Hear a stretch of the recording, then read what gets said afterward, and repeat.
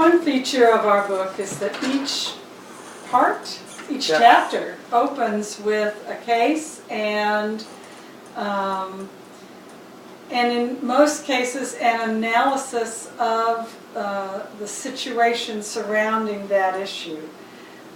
For example, in regard to immigration, there's a fairly dramatic case offered and a review of the current debates about what would constitute comprehensive immigration reform in the United States. While those cases and that analysis of the situation tend to be North American, we have tried to incorporate many perspectives from outside of North Atlantic countries as well. Yes. Another thing those cases do is draw students in.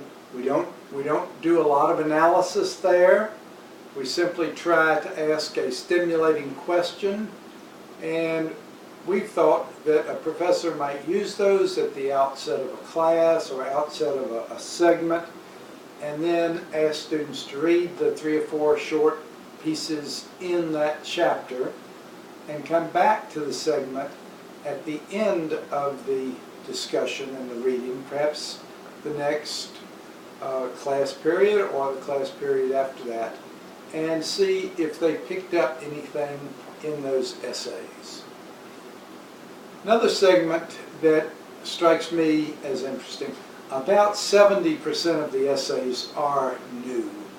Since the last version of this book came out in 2003, and we have scoured the press and picked up some segments from books, but we are proud to be able to offer you the variety and the comprehensiveness of these perspectives. I must say it was often very difficult to choose because there are so many fine essays out there, but what we tended to gravitate toward were those that were not necessarily cutting-edge original work, but really geared to clearly address and introduce students to a particular perspective on an issue.